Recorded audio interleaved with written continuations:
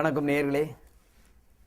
வாழ்க்கையில் வெற்றியை பெறுவதற்கு சூழ்நிலைக்கு ஏற்ப நாம் செயல்பட தயாராகி கொள்ள வேண்டும்.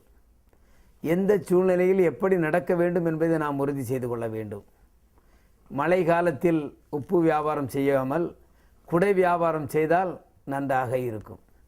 இப்படித்தான் வாழ்க்கையில் ஒவ்வொன்றையும் நாம் கவனமாக பார்த்து செயல்பட்டால் நிச்சயமாக நமக்கு வெற்றி கிடைக்கும். எந்த சூழ்நிலையிலும் நாம் கவனமாக இருக்க வேண்டும். ஒரு சுல்தான் இருந்தார்.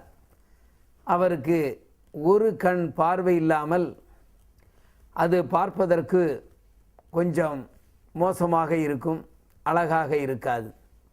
ஆனால் இந்த சுல்தான் தன் உருவத்தை வரைய வேண்டும், அதற்கு ஓவியர்கள் வேண்டும் என்று சொல்லி ஒரு தண்டோரா போட்டார்.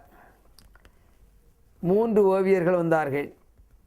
அந்த 3 பேர்களையும் பார்த்து சுல்தான் சொன்னார், நீங்கள் என்னை பார்த்து சரியாக வரையாவிட்டால் உங்களுக்கு மரண தண்டனை கிடைக்கும் என்று பயமுறுத்தி விட்டான்.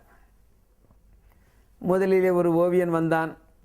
நமக்கு எதற்கு வம்பு என்று சொல்லி அவரது சுல்தானின் கண்கள் எப்படி இருக்கிறதோ அப்படியே வரைந்தான்.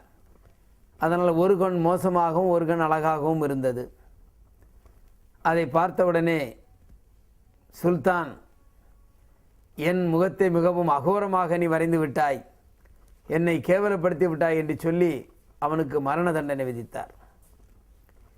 இன்னொருவன், சரி சுல்தான் மனப்படி நடப்போமே என்று சொல்லி 2 கண்களையும் அழகாக வரைந்தான். தோற்றத்தில் மாறுதல் இருந்தது, உண்மையான தோற்றம் இல்லை. அதை பார்த்தவுடனே சுல்தானுக்கு மீண்டும் கோபம் வந்து அவனுக்கு மரண தண்டனை விதிக்காமல் சவுக்கடி கொடுத்தார்.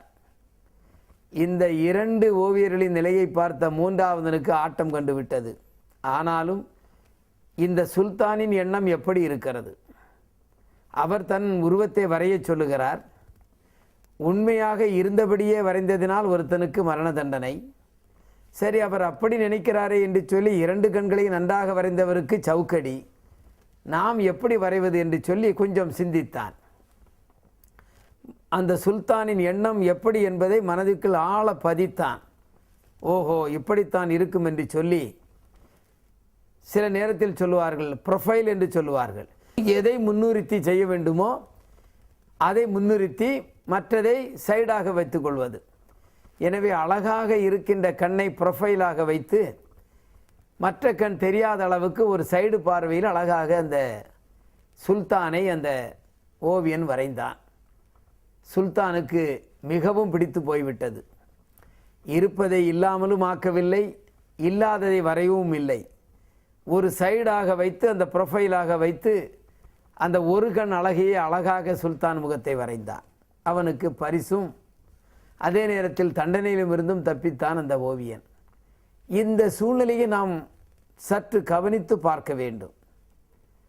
அப்படியே வரைந்ததினாலும் தண்டனை கிடைத்தது, மாற்றி வரைந்ததினாலும் தண்டனை கிடைத்தது. ஆனால் புதிய கோணத்தில் சிந்தித்தான். அவர் என்ன நினைக்கிறார் என்பதை இவன் உள்மனம் அவனுக்கு எடுத்து சொல்லி அந்த ஒரு பார்வையிலே வரைந்ததினால் அவனுக்கு 1000 பொற்காசுகளும் கிடைத்தது, தண்டனையும் கிடைக்கவில்லை. எனவே வெற்றி படிக்கட்டு நிகழ்ச்சிகளின் இந்த மாதிரி நிகழ்வுகளை நீங்கள் பார்க்கின்ற பொழுது புரிந்து கொள்ள வேண்டும். அவசரப்பட்டு பதில் சொல்லக்கூடாது, அவசரப்பட்டு செயலில் இறங்கக்கூடாது. அப்படி இறங்கினால் நாம் வெற்றியாளராக மாற முடியாது. எந்த ஒரு சமயத்திலும் நாம் ஆற அமர சிந்தித்து பொறுமையாக செயல்படுகின்ற நேரத்தில் நல்ல வெற்றியை நாம் காண முடியும். அதுதான் வாழ்க்கைக்கு நல்ல பயனை தரும். எனவே வெற்றி படிக்கட்டு நிகழ்ச்சியில் ஒவ்வொரு சூழ்நிலைக்கு ஏற்ப நாம் நடந்தால் எப்படி நாம் வாழ்க்கையில் செவ்வனே வெற்றி பெறுவோம் என்பதை எடுத்து சொல்லுகிறோம். வசந்த் டிவியை தினமும் பாருங்கள். காலை 7 மணிக்கு உங்கள் வாழ்க்கை நிச்சயம் பிரகாசமாக மாறி வெற்றியை தரும் என்று சொல்லி மீண்டும் உங்களை நாளை காலை சந்திக்கின்றேன். நன்றி, வணக்கம்.